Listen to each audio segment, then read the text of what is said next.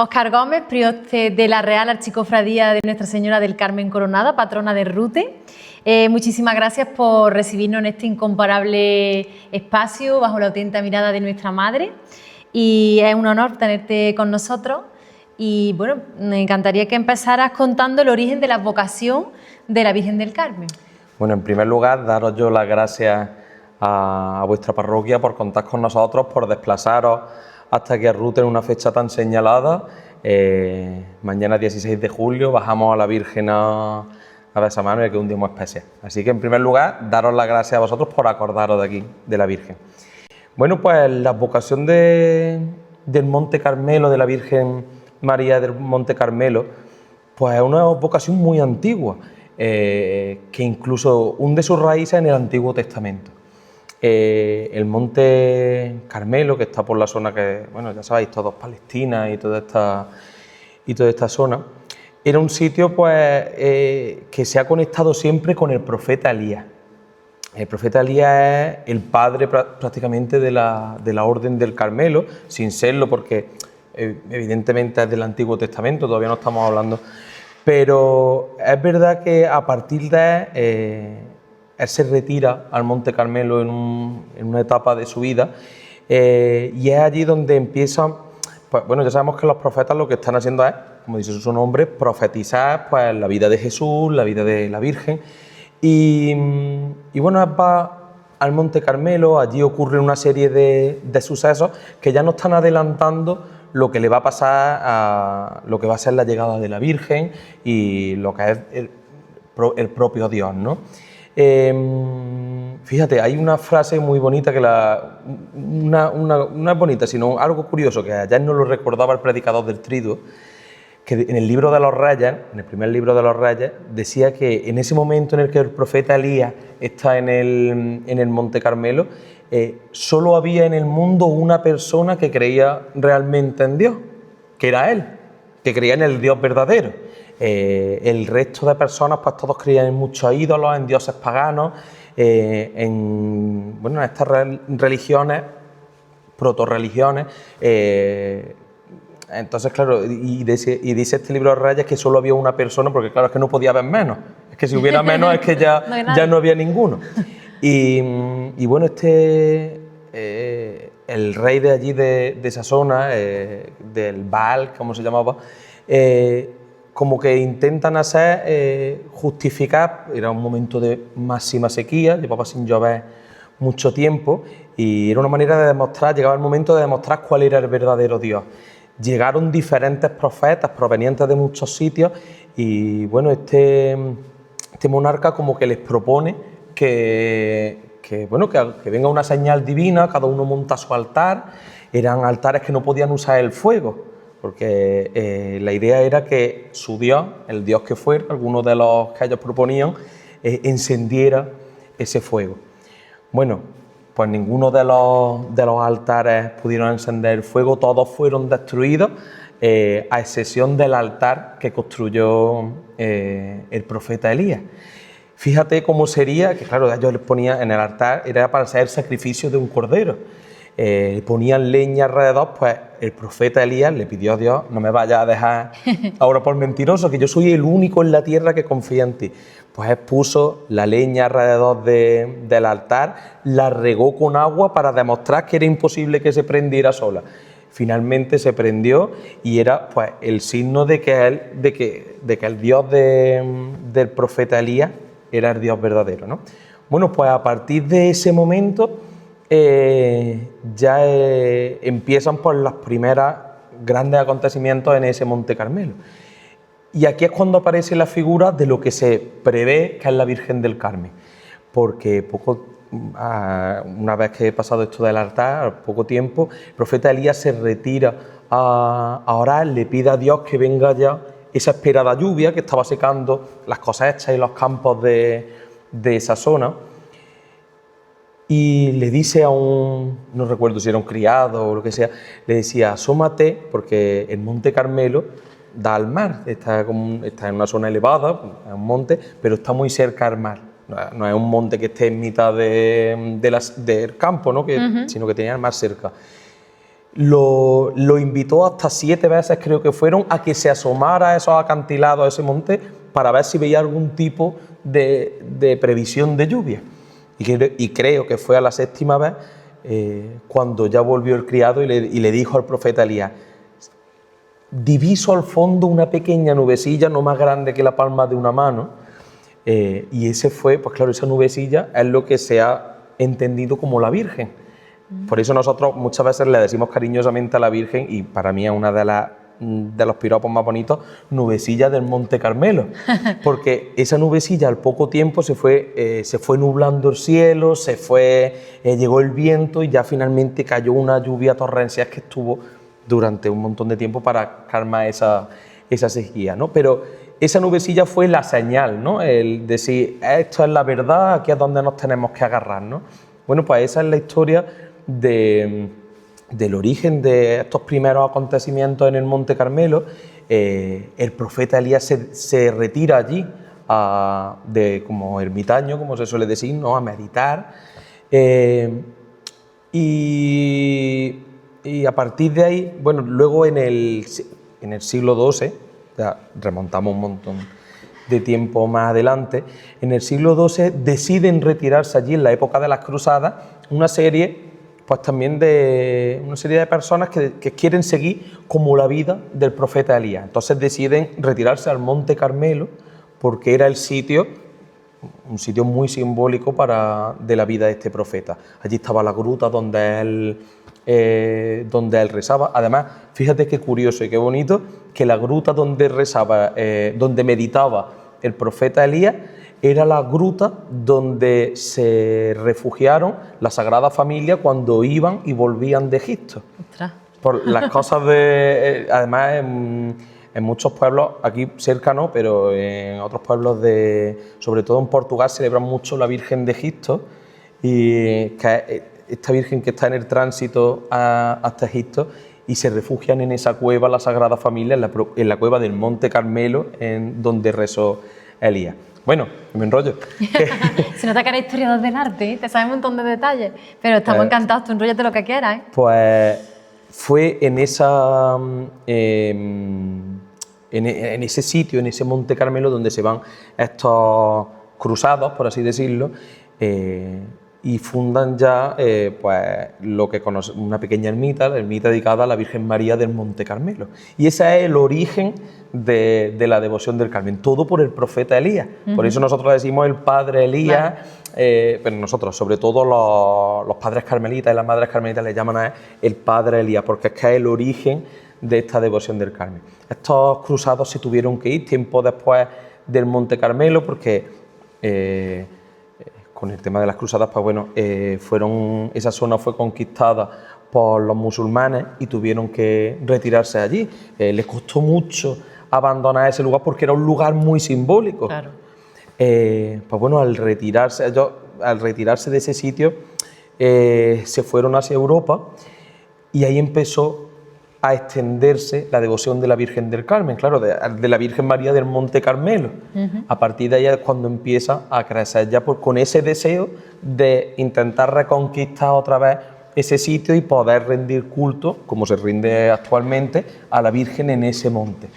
Actualmente se puede visitar perfectamente, vamos, yo no lo he hecho, pero se puede visitar la gruta, esta cueva del profeta Elías, donde se refugió la Sagrada Familia. Además es un sitio de veneración, no de veneración, sino que van a visitar de peregrinación, ¿no? Sí, varias religiones, porque claro, el profeta Elías está presente, como es del Antiguo Testamento, está presente en muchos credos. Qué interesante, Óscar, genial, muchas gracias. Bueno, pues vamos a hablar del escapulario, que es muy importante. El escapulario es lo más importante que tenemos. ¿Y por qué? ¿Por qué es tan importante y tan especial? Pues mira, el escapulario es un símbolo de protección. Me he puesto la mano en el micro. Es un símbolo de protección. El origen del escapulario empieza por esta época de los cruzados, en torno al 1200. No te lo voy a decir porque soy muy malo en matemáticas. Este año, fíjate, este año que estamos aquí, se cumplen 775 años, así que ya vais calculando. Haciendo la cuenta. 775 años de la entrega por parte de la Virgen del Santo Escapulario. El escapulario, al igual que el rosario, es un sacramental, lo que se llama uno de los sacramentales. Son elementos, ambos dos, tanto el rosario como el escapulario, son elementos que la Virgen le ha dado personalmente a una figura, en nuestro caso a San Simón Estor, o en el caso del rosario a Santo Domingo. Son elementos que la Virgen le ha proporcionado a los humanos para que estemos conectados con ella. Entonces, pues bueno, esto ocurre, esta aparición de la Virgen a San Simón Estor. San Simón en esa época, en el 1200, era el prior de los carmelitas, estaba en un convento en Inglaterra, no recuerdo bien, en una ciudad muy famosa, pero que ahora no me acuerdo. Y estaba de prior allí, era el prior de los carmelitas, y se le aparece la Virgen para... claro, los carmelitas que habían huido del Monte Carmelo, claro, iban a luchar, hablando claro, iban a luchar allí. Entonces necesitaban un elemento de protección que les recordara que la Virgen estaba con ellos, ¿no? Entonces, pues bueno, la Virgen nos entrega ese escapulario y a partir de ahí pues ya empieza a usarse de manera generalizada una vez que la Virgen se lo entrega a San Simón. Entonces, claro, este elemento de protección también, ¿qué es lo que nos dice? Que además por bula papal y ha sido reconocido por todos los papas, ¿no? Que quien muera vistiendo el santo escapulario subirá al cielo el sábado siguiente a su muerte. Entonces esto es un seguro de vida. Vaya. Un seguro de vida, que quienes vestimos el escapulario es una manera pues de estar seguros y de esa protección. Hay una cita que no sé de quién es, pero la escuché hace muchísimos años, pero claro, no he podido, pero me encantó, me llegó realmente al corazón, pero no he podido encontrar quién la dijo. Pero decía que el escapulario es el escudo y el rosario es el arma. Con el rosario peleamos, es con lo que podemos defendernos, es con lo que podemos... Claro, rezar el rosario es algo imprescindible y el escapulario es lo que nos protege. Además, la forma del propio escapulario es muy simbólica. Sí. Escapulario viene de escápula, se nos deja caer la escápula, entonces nos protege el pecho y la espalda, tanto de frente como se suele decir, las puñaladas, lo que nos viene por detrás, que no vemos, a muchas cosas que nos vemos nos defiende 360 grados. Realmente el escapulario es como un abrazo. Cuando tú te abrazas con una persona, lo aprietas por detrás y lo aprietas por delante. Entonces es un abrazo de la Virgen, esa protección de la Virgen, y por eso es tan importante. Nosotros, es un símbolo, en Rute, al igual que en muchas hermandades, no tenemos medalla en la Cofradía Virgen del Carmen, llevamos el escapulario, es nuestro emblema, es lo que nosotros queremos mostrarle a la gente. Además, la Virgen siempre tiene, aparte de vestir el escapulario como hábito de la orden, siempre lo lleva en la mano, no por bonito, no porque sea de oro o de plata, sino porque nos lo está ofreciendo al pueblo. Que está siempre, si te fijas, en una mano el rosario y en la otra el escapulario. Es como decir, este es el camino, aquí es donde... Entonces este año que cumplimos estos 775 años, es que la onomástica de la Virgen es un día muy importante, pero este año todavía más, ¿no? Porque esta aparición de la Virgen fue un 16 de julio, por eso lo celebramos. Qué bien. Y hay una forma de llevarlo, porque a mí me han comentado que tiene que ir el escapulario pegado al cuerpo. Claro, siempre... No sobre la tela, sino por dentro. Claro, quien lleva el escapulario, hay muchas maneras de llevarlo.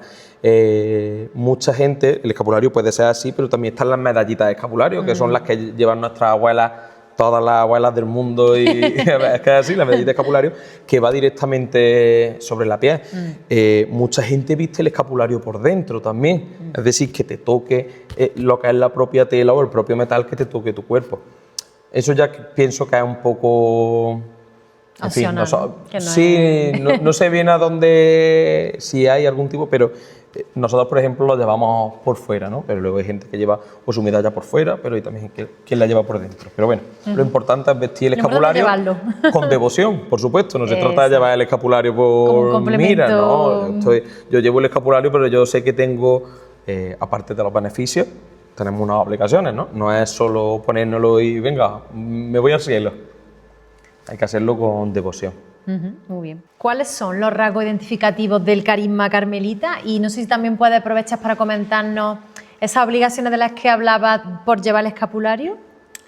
Sí, bueno, los rasgos principales de este carisma carmelita yo creo que están muy marcados.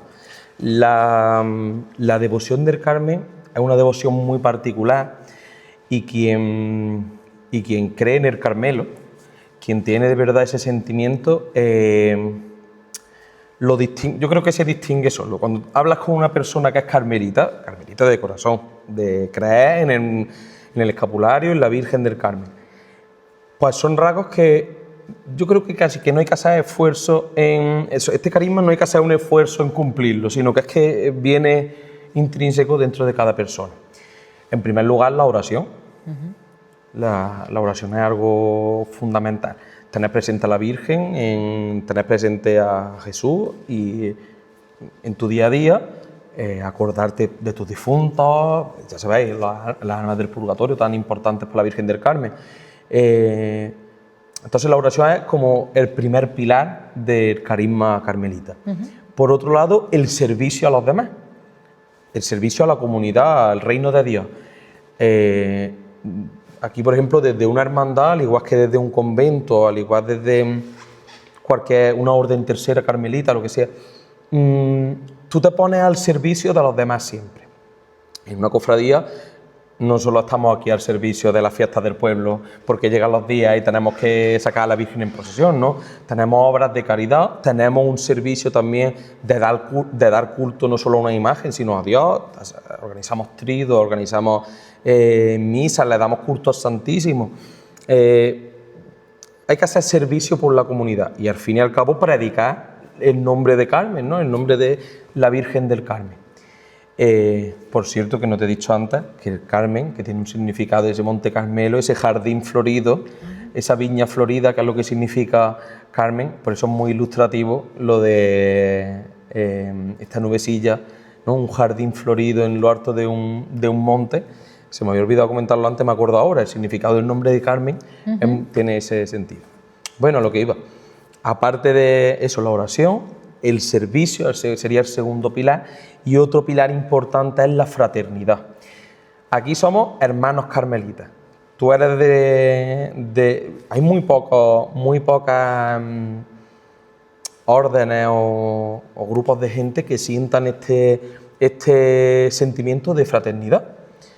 La Veracruz, por ejemplo, tú que también estás dentro de la casa, son hermanos de la Veracruz y realmente se sienten como hermanos. Pues lo mismo ocurre con el Carmen. Quien es hermano del Carmen, pues tú ya tienes una conexión con el otro, ¿no? Pues esta fraternidad, ayudar a los demás. Si tu hermano te necesita, yo tengo que estar aquí para responder.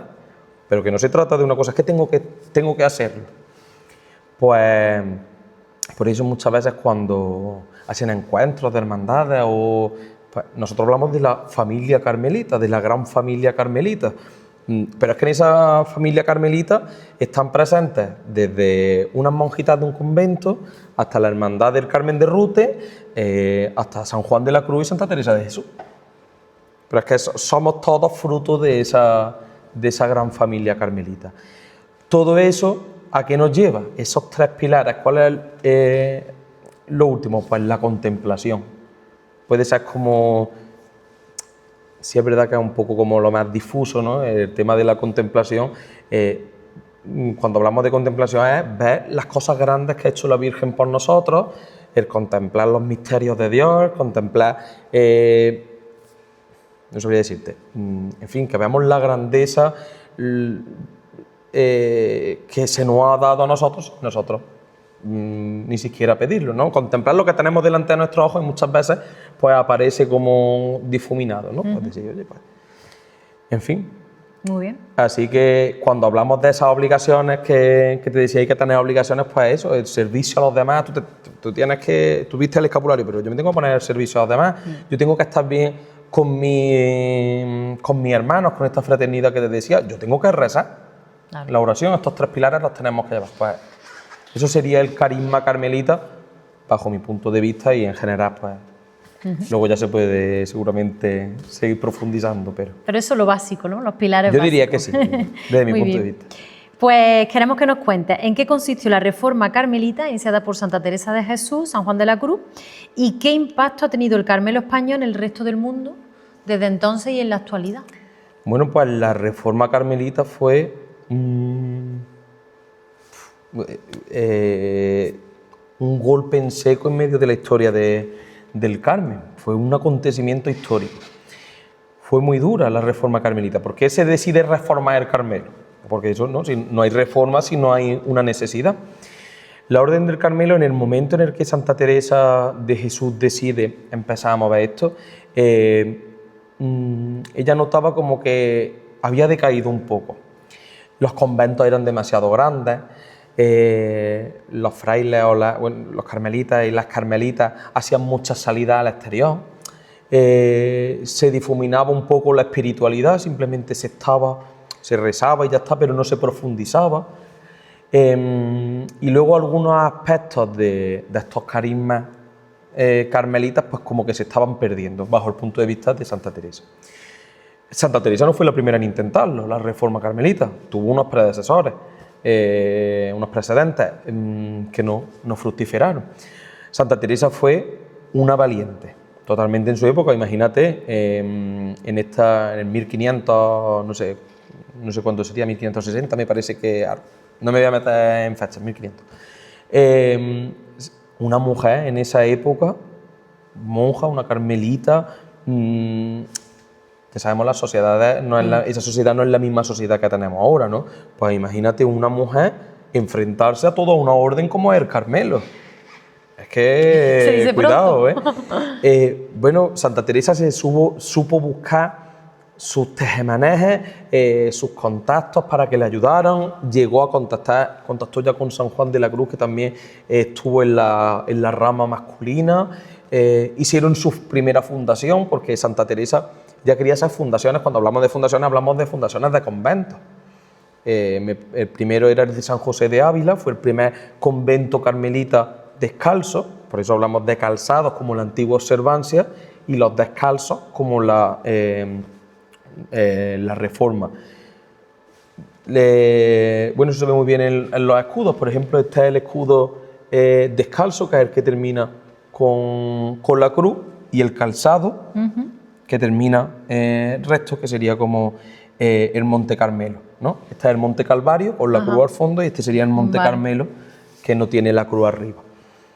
Bueno, pues Santa Teresa decide hacer esta reforma. Le costó pues muchos años bueno, le retuvieron, no recuerdo dónde, pero bueno, la estuvo retenida. San Juan de la Cruz estuvo en la cárcel, que no fue un proceso para nada fácil.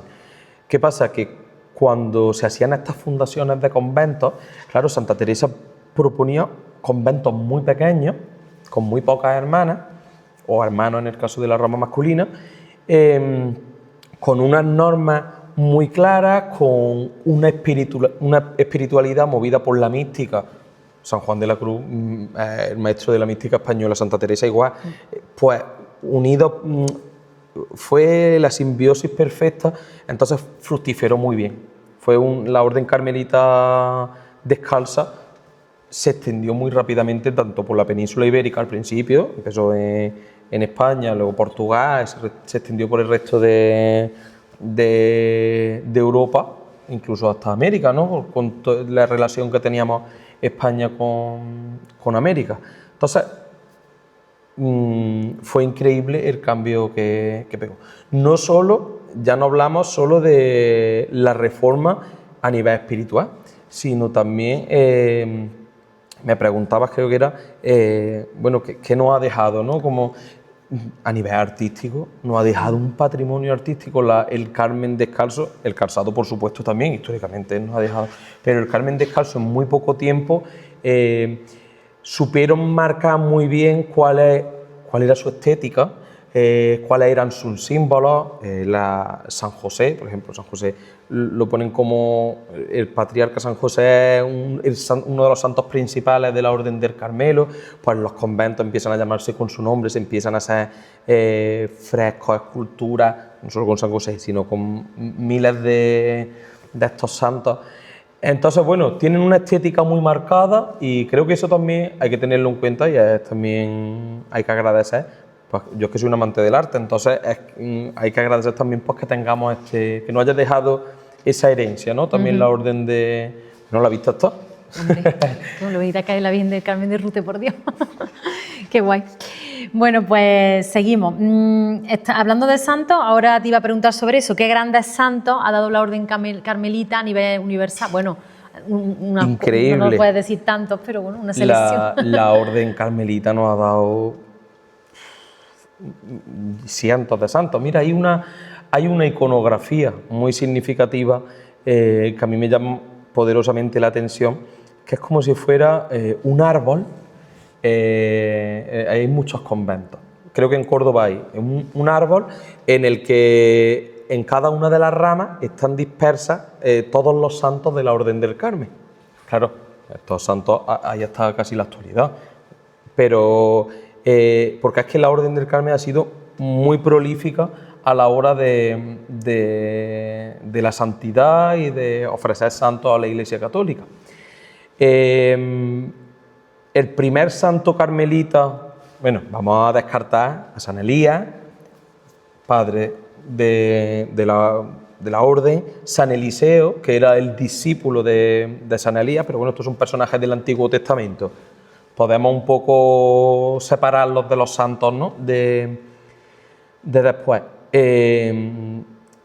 Tuvimos a San Alberto de Trapani.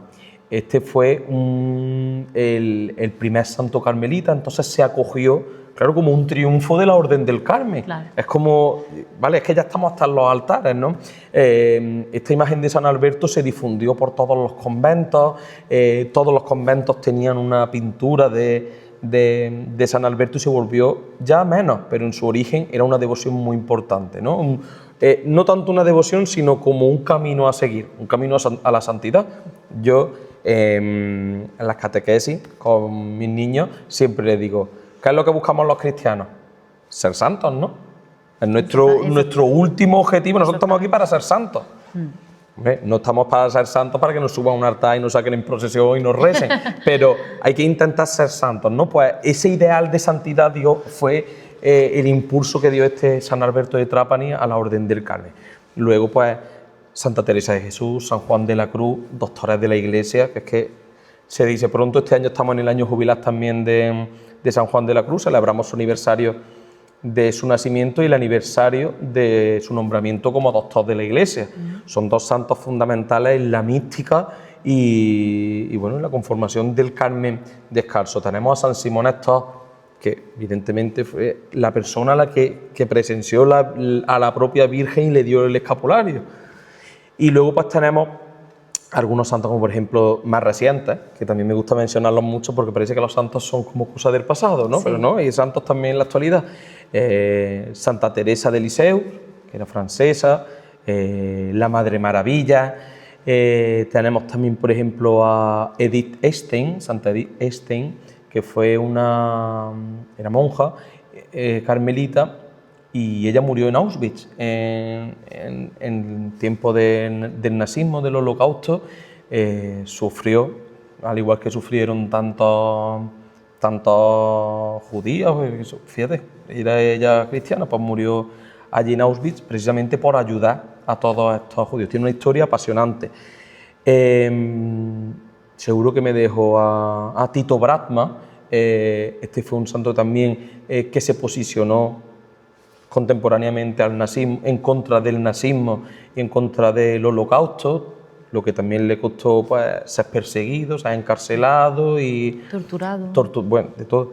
Y tiene una vida apasionante y tiene mucha devoción, pues, especialmente en muchos de los países del centro de Europa. En fin, yo te mencionaría esos porque son Santa Teresita del Niño Jesús, también muy entrañable. En fin, pero que ya te digo, el árbol de la santidad del Carmen es muy amplio.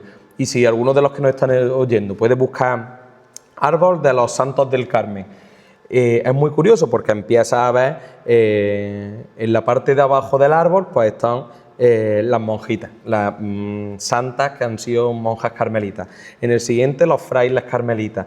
En el siguiente pues a lo mejor obispos que han sido santos. Cardenales carmelitas que han sido santos, incluso papas carmelitas que han llegado a ser santos. Entonces, esos árboles del Carmelo es como un un triunfo de la Orden del Carmen, ¿no? Es que esto es lo que le ha ofrecido el Carmelo a la Iglesia, ¿no? Eso es muy interesante. Muy interesante, pues sí.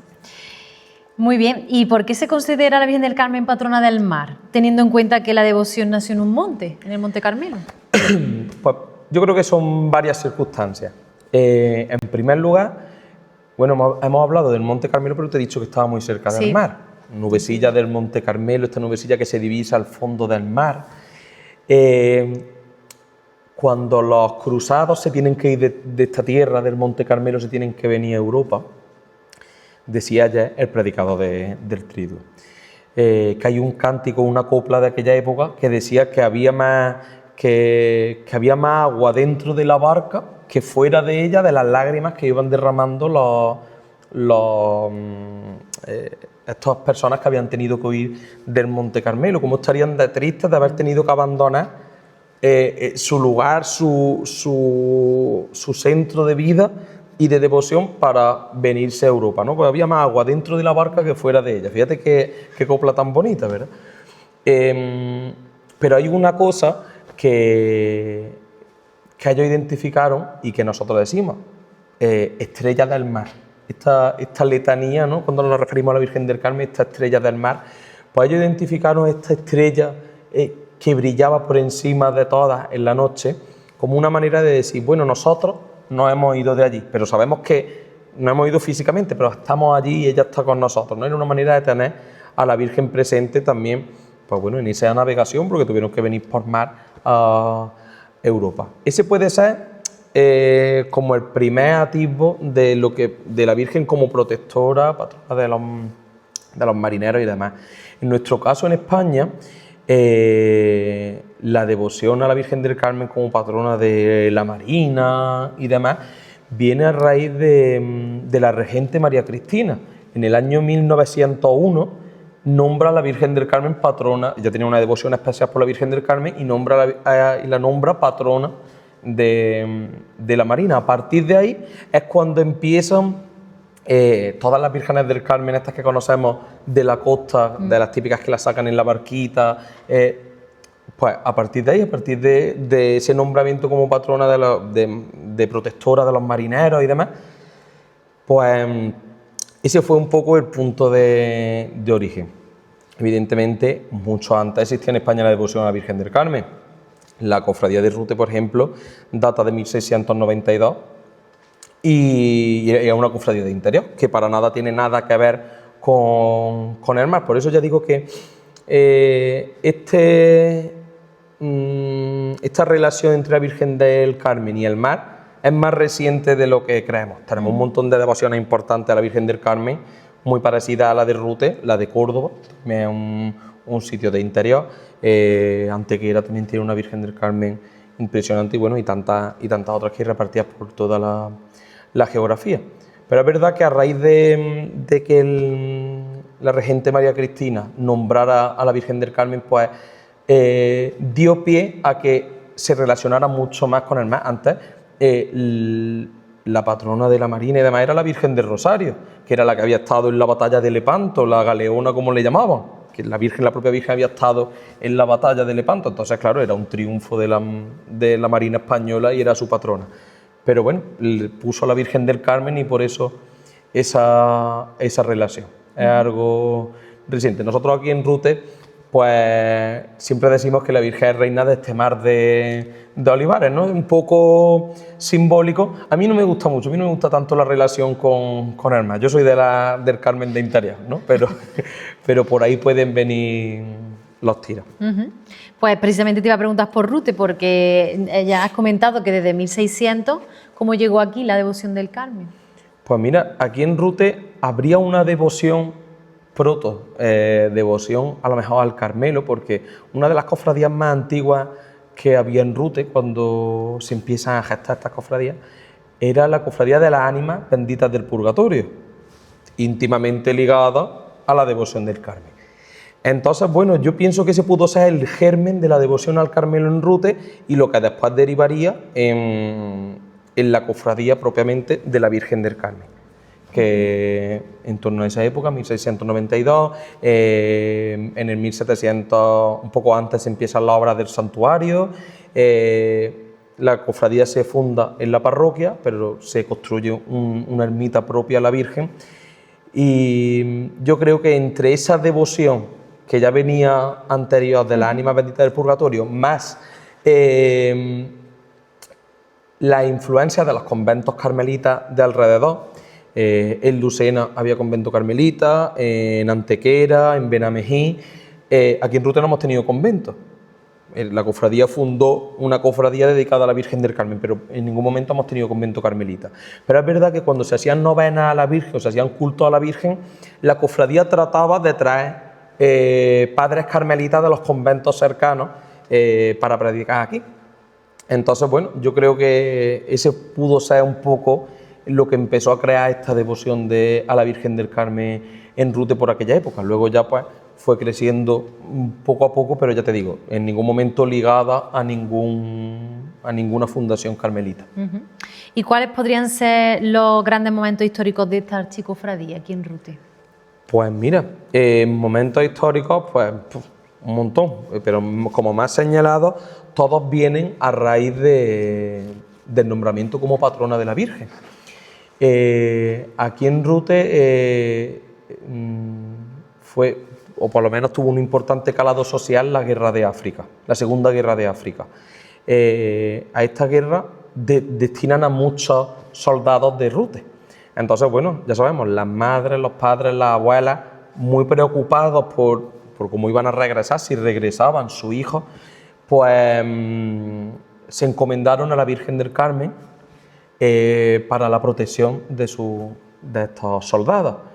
Bueno, pues cuentan, ya no sabemos si es más leyenda que realidad, pero cuentan que todas esas personas de Rute que fueron a la guerra de África volvieron todos sanos y salvos. De hecho, prueba de ello son las fotografías que conserva la cofradía, que las tenemos en la sacristía, las fotografías de los soldados que las madres trajeron a la Virgen del Carmen, las cosieron en el manto de la Virgen. Okay. Y durante todo el tiempo que estuvo la Virgen, que estuvieron estos soldados en la guerra, las tuvo la Virgen cosidas en el manto. Entonces, claro, cuando estos soldados vuelven sanos y salvos, pues es cuando se decide nombrar como patrona en el año 1924 a la Virgen del Carmen.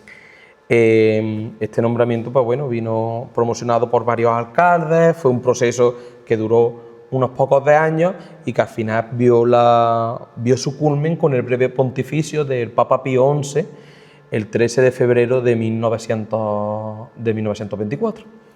Y bueno, ese puede ser el origen de la Cofradía Virgen del Carmen tal y como la conocemos en la actualidad.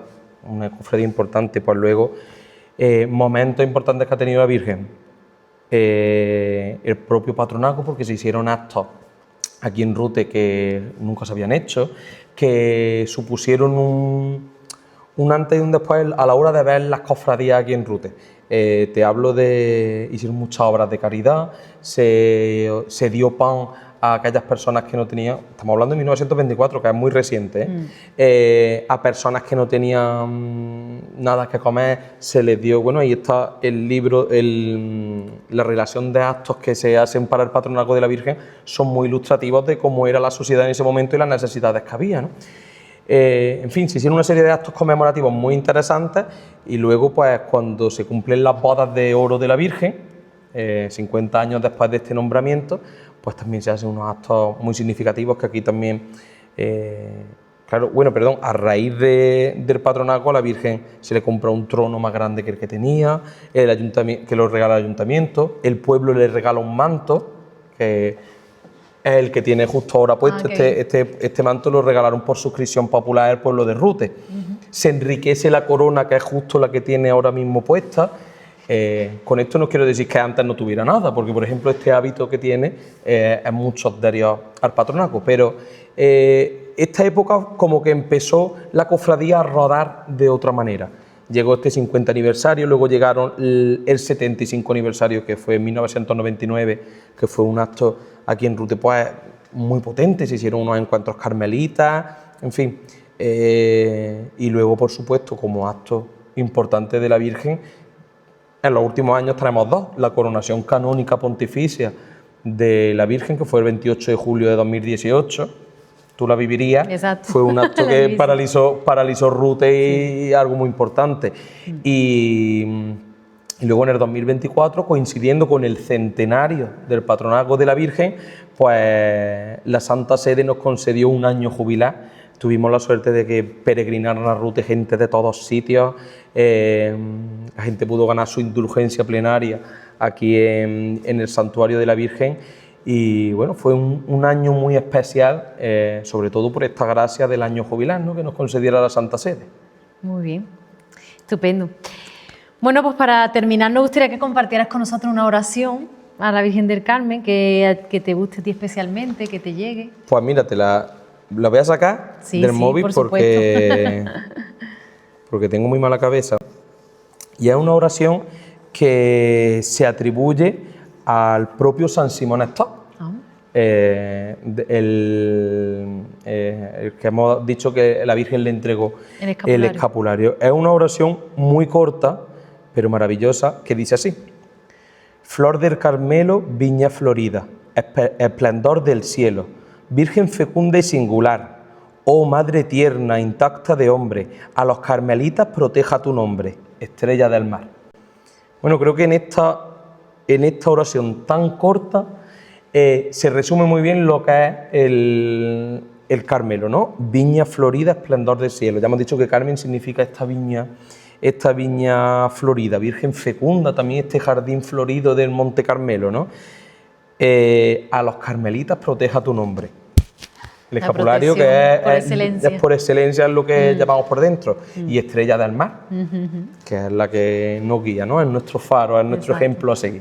Qué bien. Sí, una oración muy bonita. Se atribuye a San Simón Stock, no sé yo las bases, pero bueno, ahí está. Es preciosa igualmente. Muy bonita. Bueno, pues muchísimas gracias, Óscar. Gracias, ha sido a ti. un placer compartir contigo toda esta riqueza que tenéis aquí en Rute.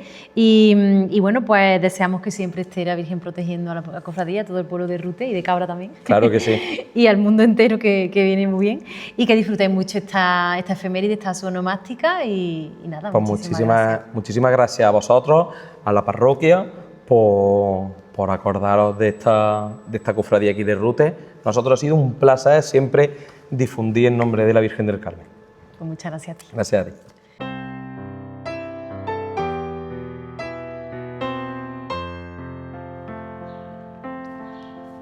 Oración a la Virgen del Carmen. Oh Virgen María, Madre de Dios y Madre también de los pecadores, y especial protectora de los que visten tu sagrado escapulario, por lo que su divina majestad te engrandeció, escogiéndote para verdadera madre suya. Te suplico me alcance de tu querido Hijo el perdón de mis pecados, la enmienda de mi vida, la salvación de mi alma, el remedio de mis necesidades y el consuelo de mis aflicciones. Quisiera tener el espíritu de todos los ángeles, santos y justos, a fin de poder alabarte dignamente y uniendo mi voz con sus afectos, te saludo una y mil veces.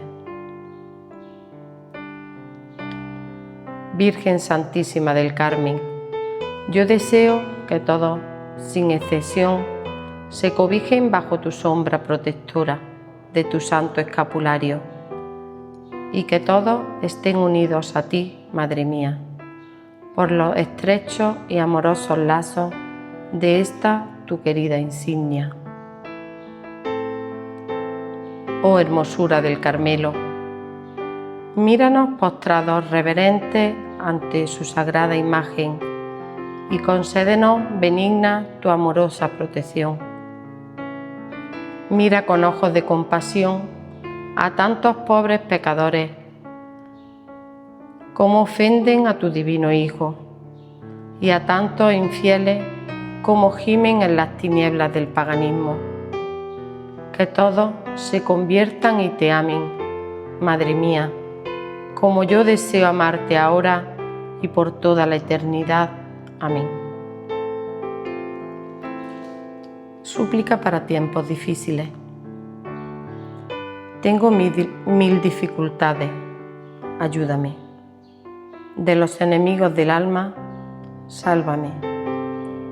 En mis desaciertos, ilumíname. En mis dudas y penas, confórtame. En mis enfermedades, fortaléceme. Cuando me desprecien, anímame. En las tentaciones, defiéndeme. En las horas difíciles, consuélame. Con tu corazón maternal, ámame. Con tu inmenso poder, protégeme. Y en tus brazos al expirar, recíbeme. Virgen del Carmen, ruega por nosotros. Amén.